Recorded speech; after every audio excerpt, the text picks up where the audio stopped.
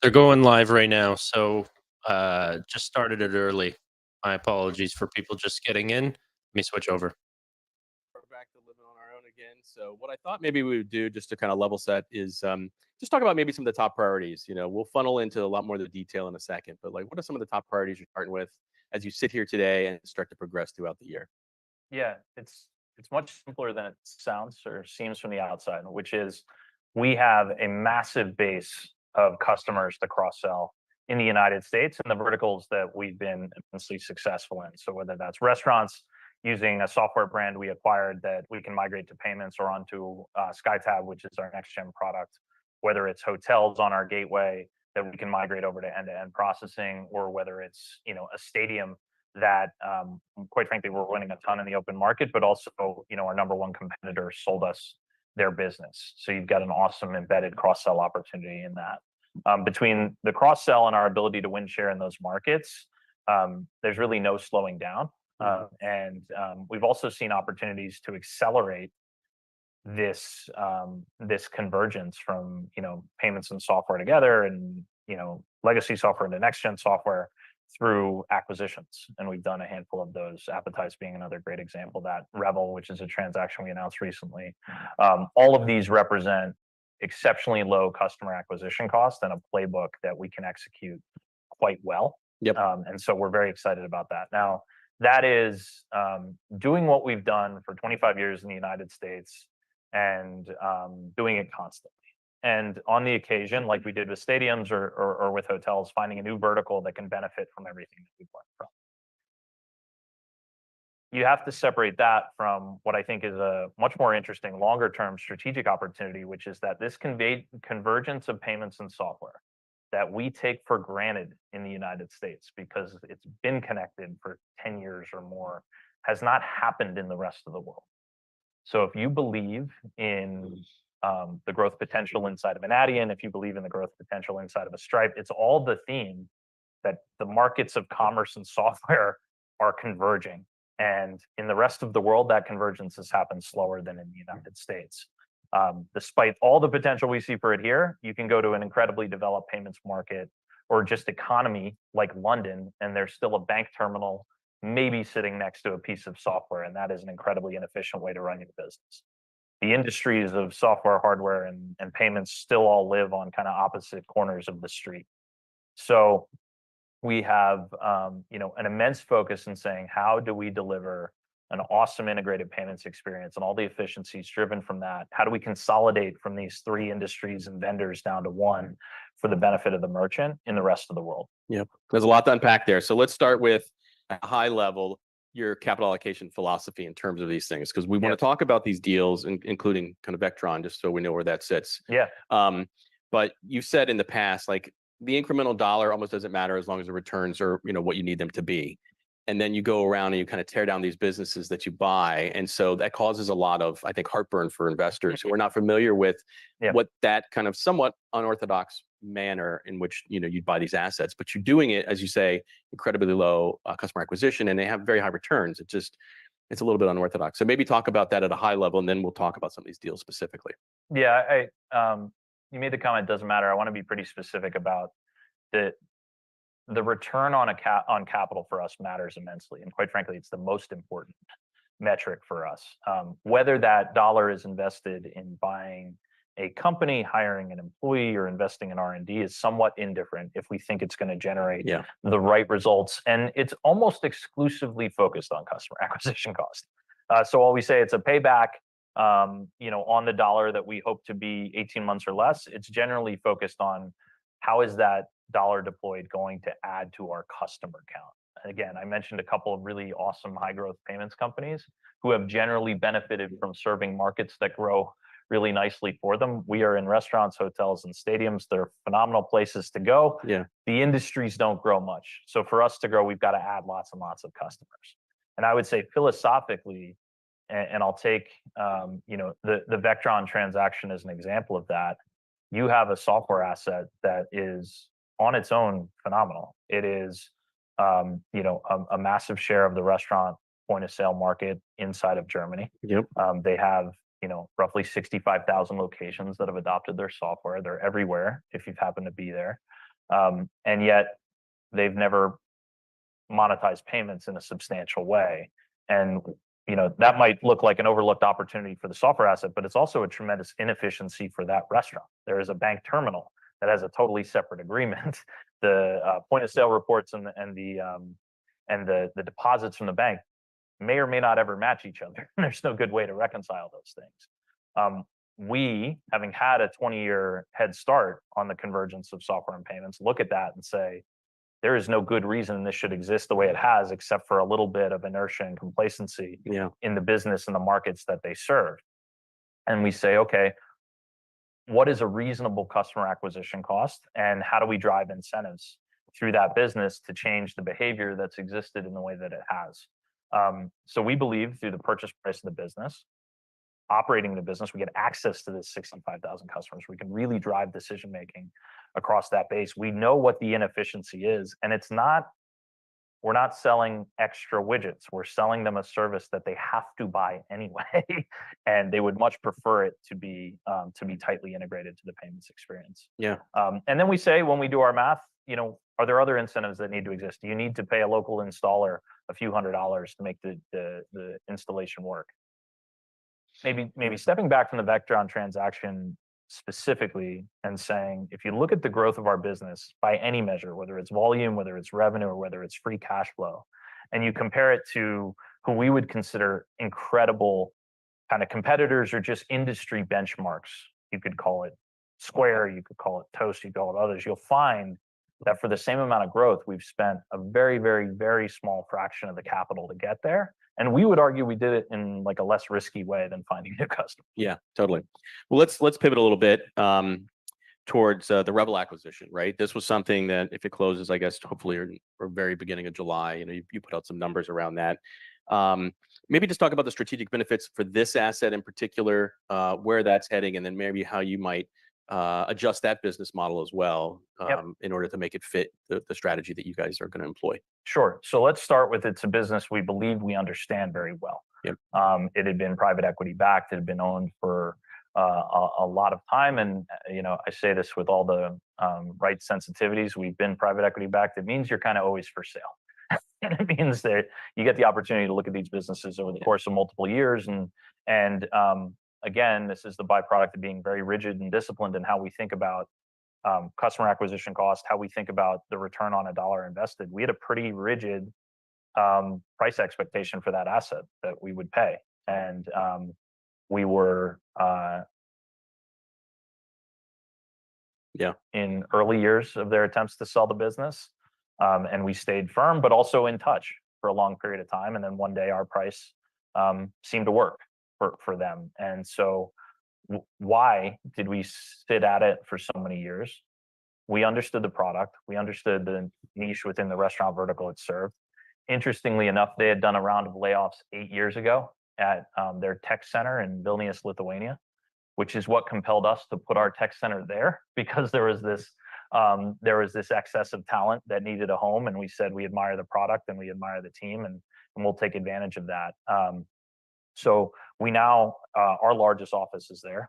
They have, a very large presence there as well. There's tons of tech synergy in that regard. We know exactly where our technology dollars were going to be spent, and this kind of helps solve that for us. And again, a large embedded base of customers that payments was largely overlooked on. So we will cross-sell those customers onto payments. We have a natural product for them to land on, which is SkyTab.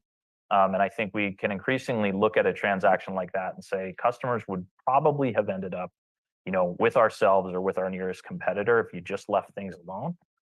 But if you own it, can you solve a bunch of your future growth needs with respect to personnel and technologies? And also, can you give those customers a much more stable path than kind of getting fed up with the product over time? Yeah. So you got Vectron. Revel, I think, has, to your point, some European presence. So the question there that we get all the time is European distribution. Right? Like, you're strong in stadiums, and so they're kind of natural extensions. You're strong in hotels. That's kind of a country natural extension. But the restaurant one, I think, leaves people kind of scratching their head, like, how do you do it, especially country by country? So is this an early kind of indication of where you're heading?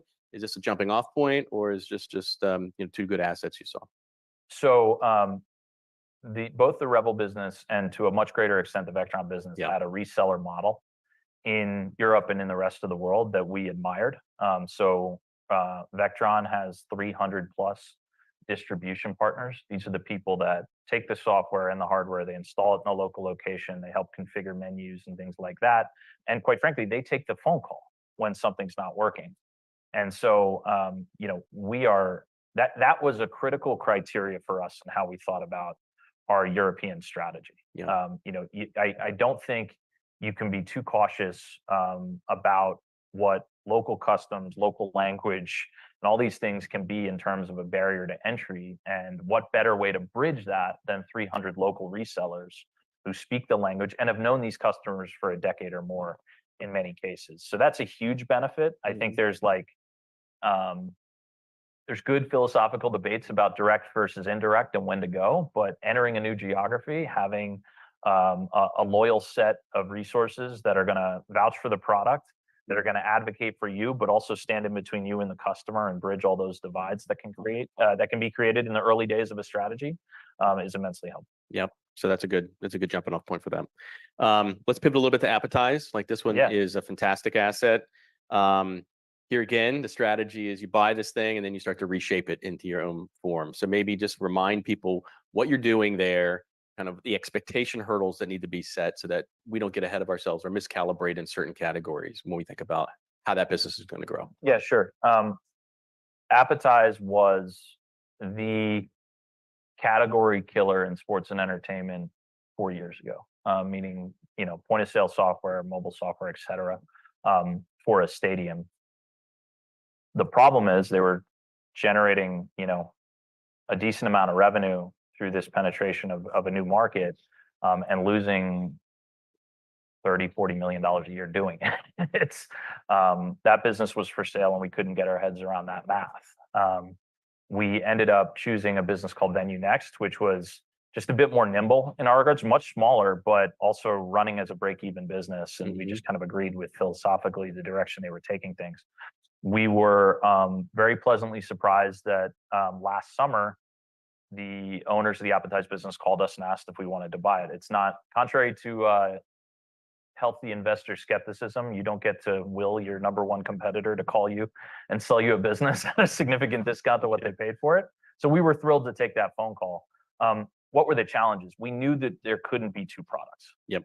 It just wouldn't be viable. I mean, they, as experts running the business, couldn't run that product profitably at any point. And so we knew we had to have confidence that the VenueNext product would win. Thankfully, that confidence was instilled on us by the fact that we were winning most new stadiums anyway. We had won a healthy amount of customers away from them.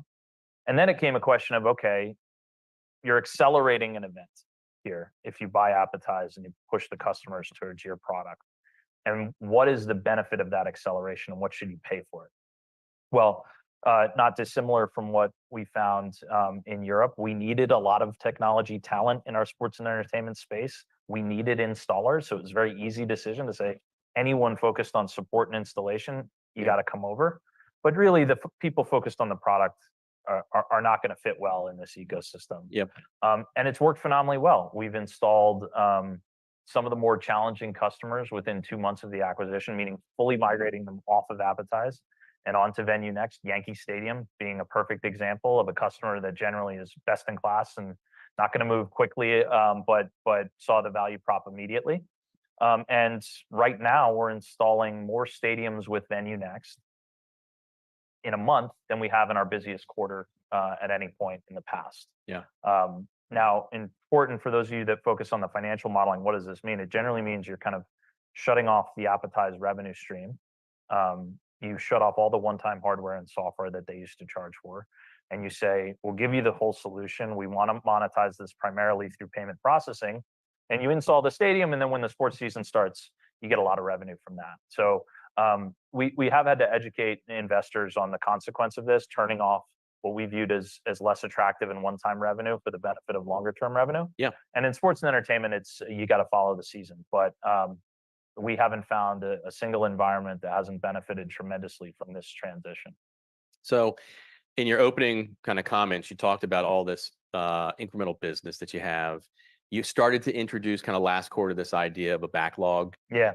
I mean, as an outsider looking in, it's hard to model, 151 stadiums being implemented, and Yeah. then you add on ticketing, and then how do you add on, that it's a little bit of a disconnect relative to, I think, the opportunity set that you want the street to underwrite. Yep. So how do you help us do that in terms of thinking about the duration and durability of the model, given that you have all of this demand, but it's not always as clear as how it falls in the financial numbers? So it's a great question. I think in our SMB business, it's not as prevalent, right? Yeah. We've got a long history of selling into the bar and grill in Boise, Idaho, and a really good track record of plotting our efficiency.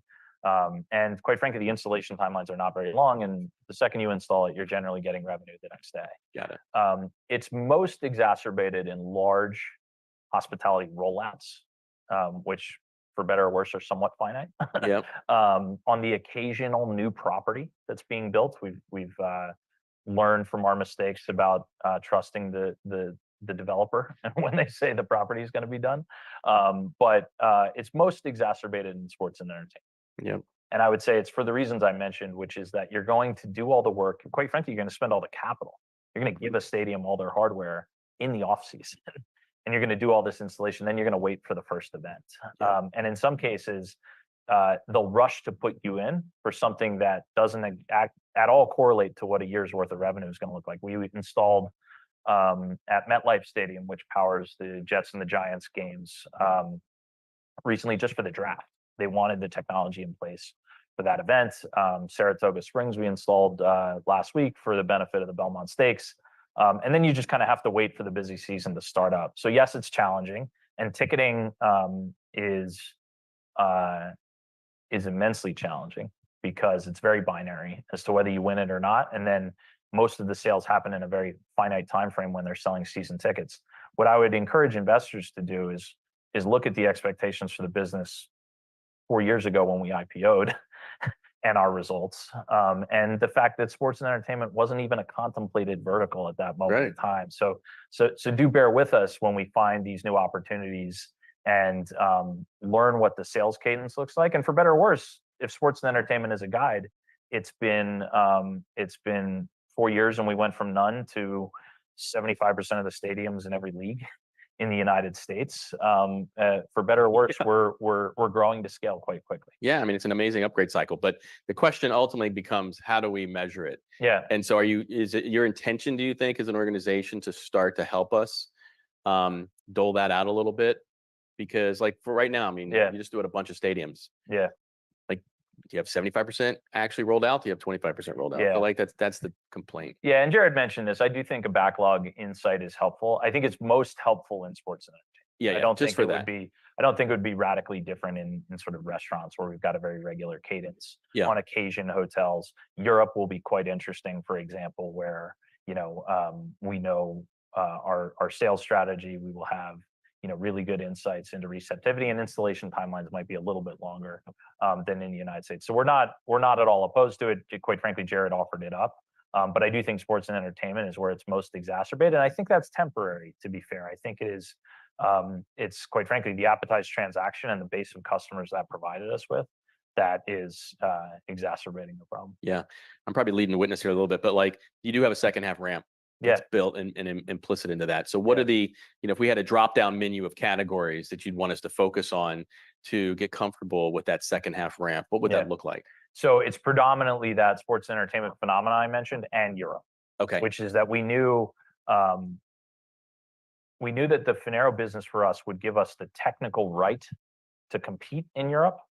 It would not give us the sales resources we needed to go win. So we expected to need something to fulfill our production goals in the back half of the year. And then the appetize example, I think, is where it's most strained, because you're giving up short-term revenue in exchange for much better long-term revenue. But the timeline might be 6 months if you're looking at the extreme end of foregoing a hardware sale, installing a stadium, and then waiting for the revenue to start up. Okay. And so that's a really important thing to keep in mind. And I think investors struggle with it because when we announce an acquisition, they immediately dive down to like, what's the revenue of that acquisition? 100%. We model most of that will disappear as a result of the actions we're going to take. And then what we also model is how long does it take to get above break even, and then how high does it go after that. And so when we're buying an acquisition, it does kind of, there are calories we have to burn off associated with their revenues. Okay. And that creates kind of this imbalance in the year as well. Yeah. Any commentary around just kind of the recent trends environment? I think one of the things you said around the quarter was that it was reasonably favorable, out of the original 1Q. But like, what does that mean? You're right. Like, yeah, we we were talking in the other room about how you can look at just the three large networks and get a very different story of what's going on. We see, for example, significant strength in the hotel space, surprising level of strength in terms of kind of room rates and same store sales. I don't want to be hyperbolic there, but any same store sales growth over what was a phenomenal summer last summer is kind of impressive to us. Yeah. Sports and entertainment's the same. Venues do not seem to have a problem filling up. And there seems to be no dearth of appetite to go to these things. Restaurants is a bit more nuanced, and I think you could find this evidenced by all of the different restaurant data we get exposed to. We look at, by the way, whether it's competitors' data points or whether it's network data points, and we always raise an eyebrow one direction or the other because we never quite see exactly what they're seeing. And I think that's because you have destination resorts, cities, quite frankly, just caliber of restaurants that are doing well-ish, are doing quite fine selling $30 cocktails. And then you've got this other set of the population that is struggling with same-store sales compression at a modest rate. All of that manifests itself to be somewhere between kind of flat and down 1% on a given month. Fortunately for us, I think I was at this conference 2 years ago, saying the sky is falling in the restaurant vertical. So we run our business with the anticipation that our customers won't grow for us. I think that's a good posture to have. But I would manifest this all to say our caution has been prudent in terms of how we run the business. It has never manifested itself in any vertical. And for those kind of worried about like the restaurant health or the consumer health, like,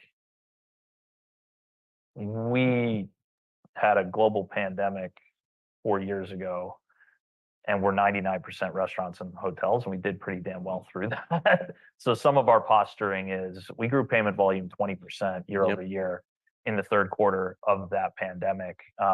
So, a little bit of same-store sales compression isn't going to change our view that we got to find a hell of a lot more customers every year to continue to grow. Yep. All that said, organic growth for the full year still plus or minus right in that 25% range. No deviations from that. Let's pivot to SkyTab. The rollout here, 9,400 installations. You're clearly ahead of your goal to get to 30,000. And you've also got another 10,000 you're talking about within the international market. So just talk through some of the successes, but also some of the challenges that you might be having in that market. Yeah, sure. Or with that product, I should say. I would start by saying, like, it's always fun to hear investors look at our SkyTab success and have a pleasant surprise, but it's not a surprise to us. We've been in the restaurant vertical for 20 years. Yep. A lot of the success you see used to just be manifested across the 4 or 5 brands that we went to market with. Yep. We've now said SkyTab is the product. Stop selling legacy products and start focusing on SkyTab. So our sales penetration is, while we're never completely content with it, it's not at all a surprise to us. It's not straining our internal systems to be able to install, the number of restaurants we are. I do think the focus has helped us tremendously on this product because you get to take resources that were perpetuating the past, and you get to allocate them to this. Virtually every CTO of a business we acquired still works at Shift4, and they are now dedicated to specific tasks within our ecosystem. So Peter Littman, who is the CTO of PosiTouch and the founder of that business, is focused on enterprise capabilities inside of SkyTab. So in terms of opportunity and challenge, the challenge is making sure that when you acquire an asset, that nobody is focused on making that asset better, that they are all supporting a common goal in a product like SkyTab. We're very happy with the pace of progress. Yeah. What when you look at the type of client that you're getting in the international market as you roll out SkyTab there, like what do they look like relative to maybe what you would have here? Yeah. So generally a little smaller in volume. Okay. With a higher mix of debit. So your spreads are lower, but there's revenue streams they've been accustomed to paying for, like software, like hardware, et cetera. So I don't want to paint too bleak of a picture. The other thing is substantial portion of the business is in cash that will not stay that way. Yeah. So, if you look at a market like Germany and it's 40% cash, that won't be that way a decade from now. Yep. And so how do you balance kind of the lower TPV near-term opportunity in Europe and the higher debit mix?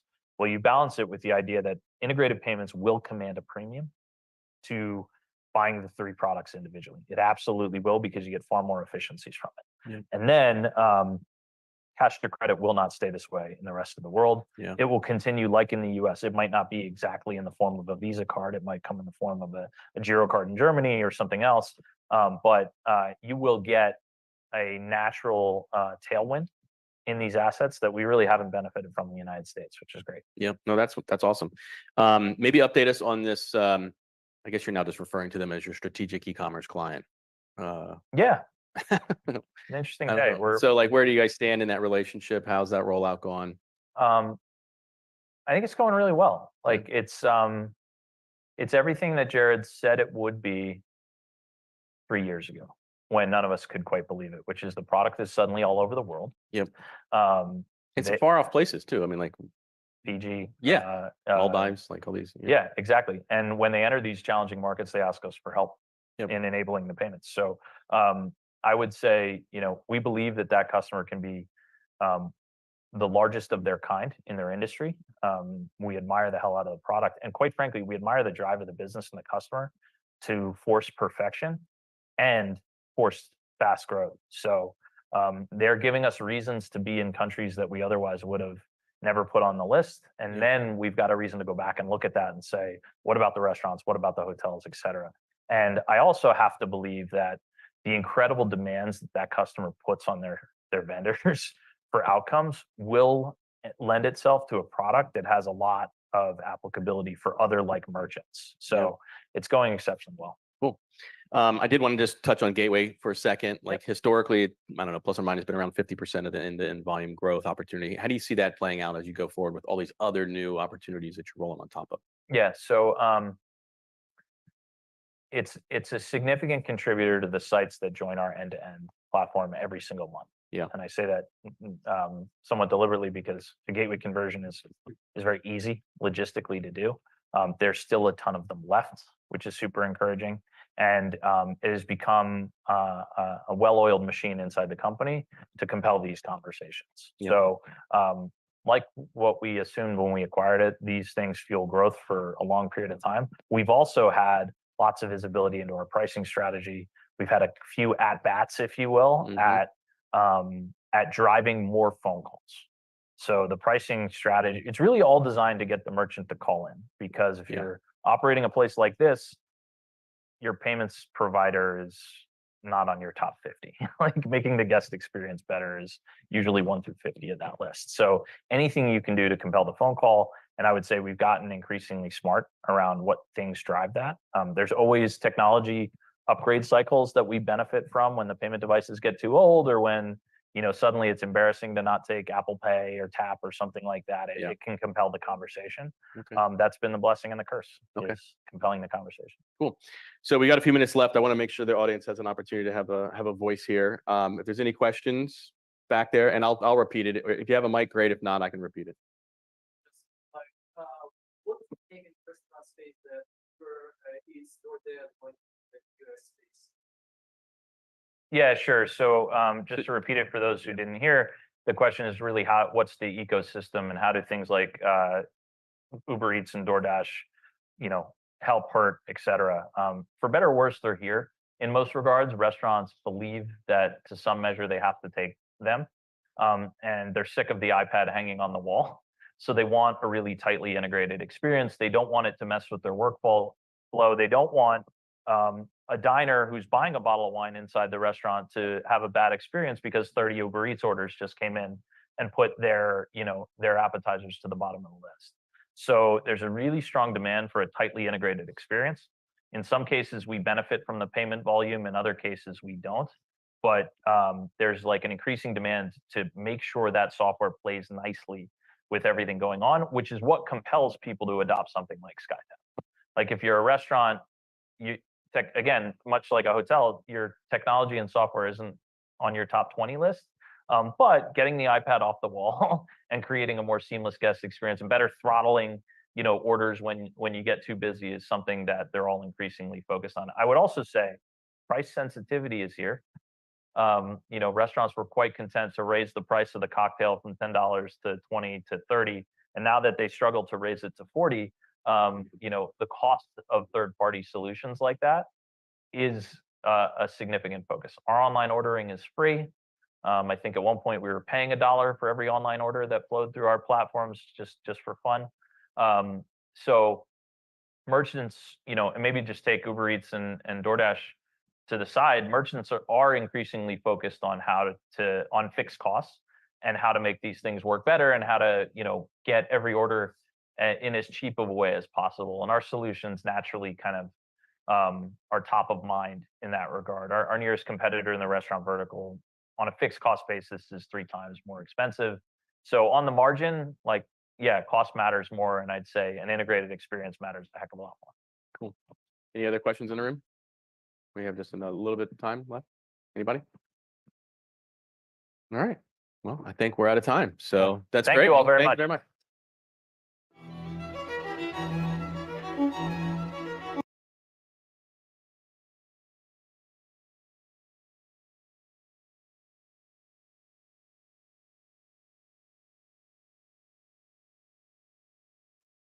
I was muted. That's not the last Fireside Chat of the day. We have PayPal coming up next at noon. I'm going to take this time off to, well, I won't even lie. I'm trying to put a freaking smart lock in on my front door, and I'm just going ballistic on it. So it's one of the Yale locks. Anyway, that's pointless information. Thank you so much for watching. Really do appreciate your time. See you guys at the PayPal Fireside Chat. Bye for now.